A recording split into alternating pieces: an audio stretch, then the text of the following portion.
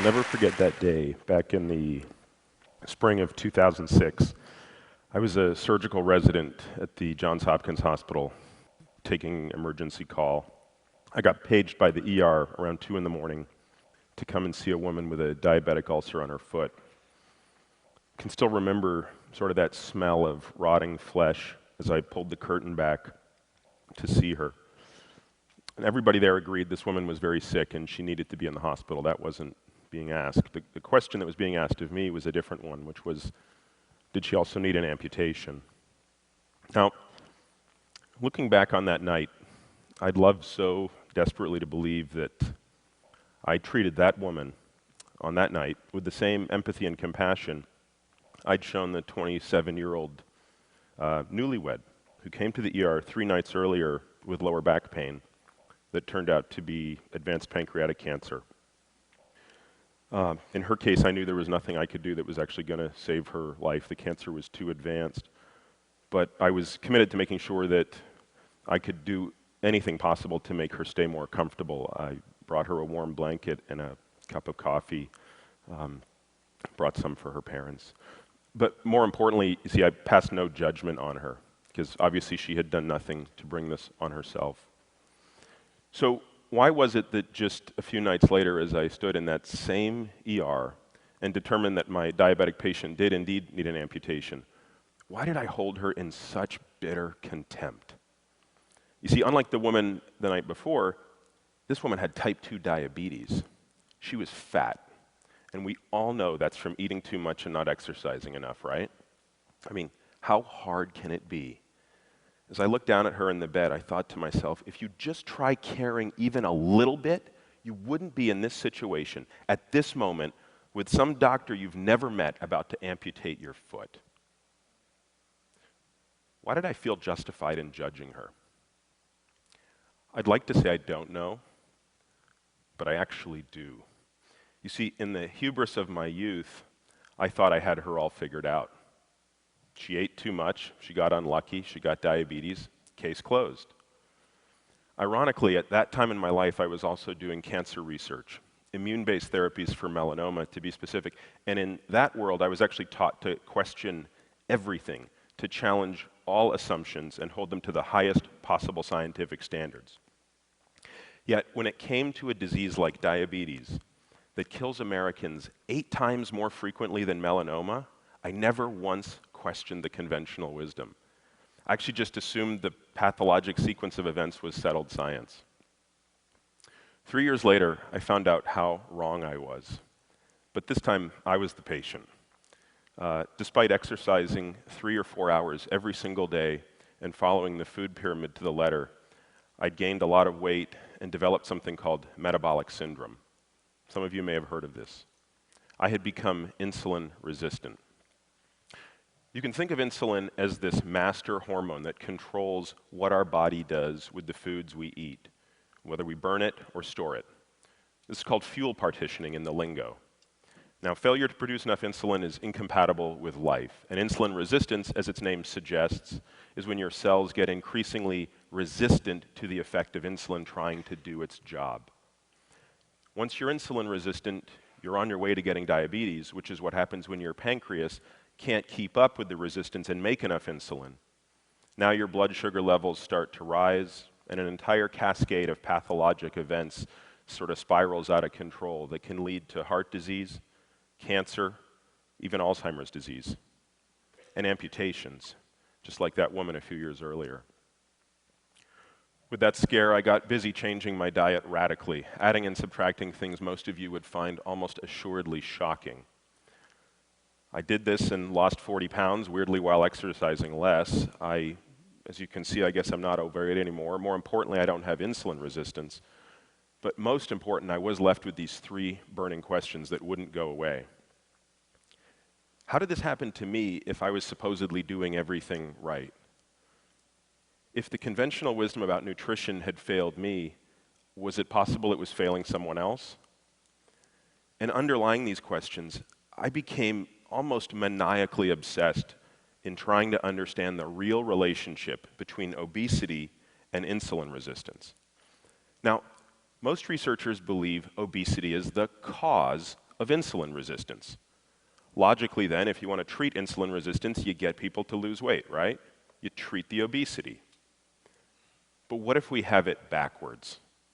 What if obesity isn't the cause of insulin resistance at all? In fact, what if it's a symptom of a much deeper problem? The tip of a proverbial iceberg. I know it sounds crazy because we're obviously in the midst of an obesity epidemic, but hear me out. What if obesity is a coping mechanism for a far more sinister problem going on underneath the cell? I'm not suggesting that obesity is benign, but what I am suggesting is it may be the lesser of two metabolic evils. You can think of insulin resistance as the reduced capacity of our cells to partition fuel, as I alluded to a moment ago. Taking those calories that we take in and burning some appropriately and storing some appropriately. When we become insulin resistant, the homeostasis in that balance deviates from this state. So now when insulin says to a cell, I want you to burn more energy than the cell considers safe, the cell in effect says, no thanks, I'd actually rather store this energy.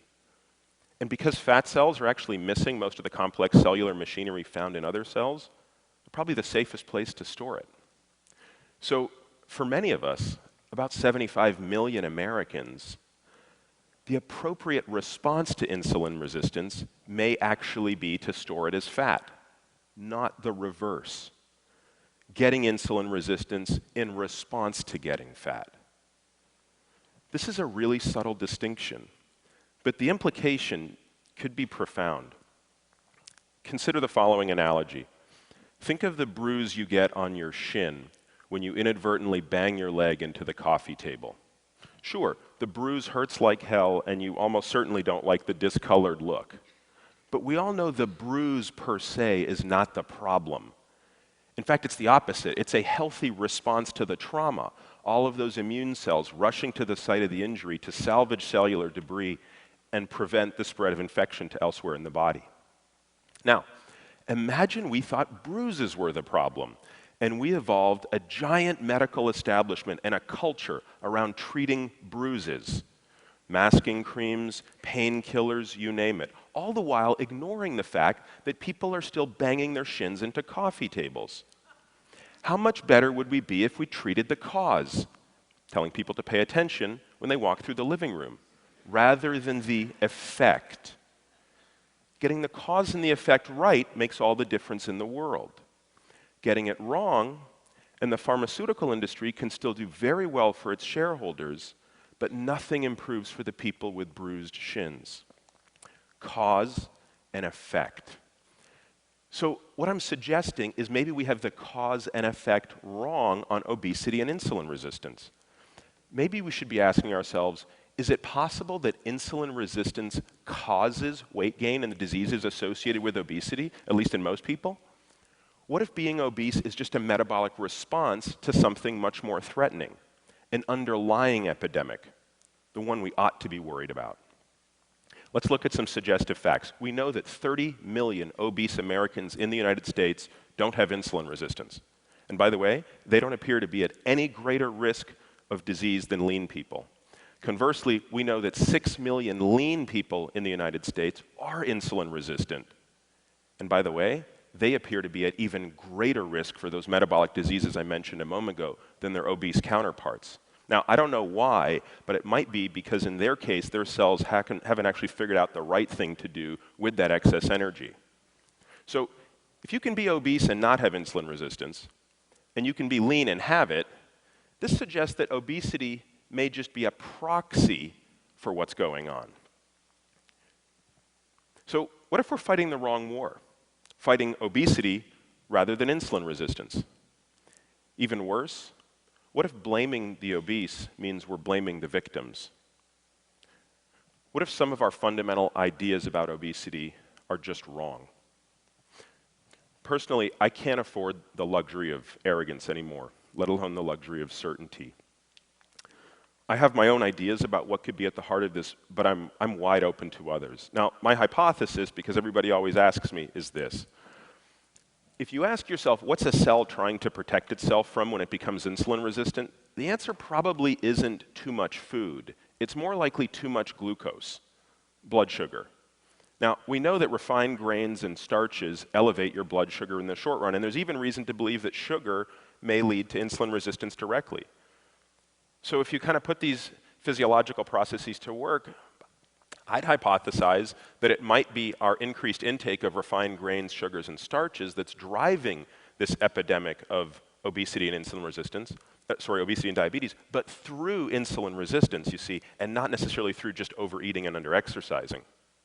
Now, when I lost my 40 pounds a few years ago, I did it simply by restricting those things, which admittedly suggests I have a bias based on my personal experience. But that doesn't mean my bias is wrong. And most important, all of this can be tested scientifically. But step one is accepting the possibility that our current beliefs about obesity, diabetes, and insulin resistance could be wrong and therefore must be tested.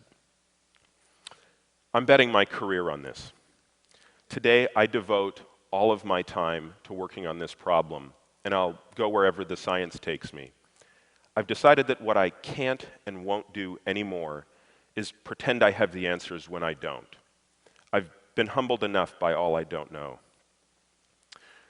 For the past year, I've been fortunate enough to work on this problem with the most amazing team of diabetes and obesity researchers in the country. And the best part is, just like Abraham Lincoln surrounded himself with a team of rivals, we've done the same thing. We've recruited a team of scientific rivals, the best and brightest, who all have different hypotheses for what's at the heart of this epidemic. Some think it's too many calories consumed, others think it's too much dietary fat, others think it's too many refined grains and starches. But this team of multidisciplinary, highly skeptical, and exceedingly talented researchers do agree on two things. First, this problem is just simply too important to continue ignoring because we think we know the answer. And two, if we're willing to be wrong, if we're willing to challenge the conventional wisdom with the best experiments science can offer, we can solve this problem.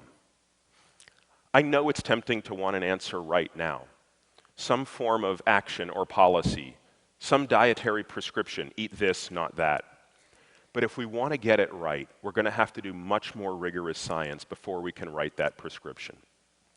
Briefly, to address this, our research program is focused around three meta-themes or questions. First, how do the various foods we consume impact our metabolism, hormones, and enzymes, and through what nuanced molecular mechanisms?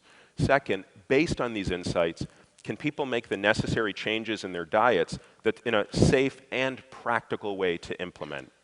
And finally, once we identify what safe and practical changes people can make to their diet, how can we move their behavior in that direction so that it becomes more the default rather than the exception? Just because you know what to do doesn't mean you're always going to do it.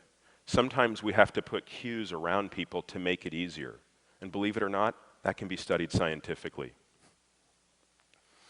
I don't know how this journey's going to end, but this much seems clear, to me at least. We can't keep blaming our overweight and diabetic patients like I did. Most of them actually want to do the right thing, but they have to know what that is. And it's got to work. I dream of a day when our patients can, shed their excess pounds and cure themselves of insulin resistance, because as medical professionals, we've shed our excess mental baggage and cured ourselves of new idea resistance sufficiently to go back to our original ideals. Open minds, the courage to throw out yesterday's ideas when they don't appear to be working, and the understanding that scientific truth isn't final, but constantly evolving. Staying true to that path will be better for our patients and better for science. If obesity is nothing more than a proxy for metabolic illness, what good does it do us to punish those with the proxy? Sometimes I think back to that night in the ER 7 years ago. I wish I could speak with that woman again. I'd like to tell her how sorry I am. I'd say, as a doctor, I delivered the best clinical care I could. But as a human being, I let you down. You didn't need my judgment and my contempt. You needed my empathy and compassion. And above all else, you needed a doctor who was willing to consider maybe you didn't let the system down. Maybe the system of which I was a part was letting you down. If you're watching this now, I hope you can forgive me.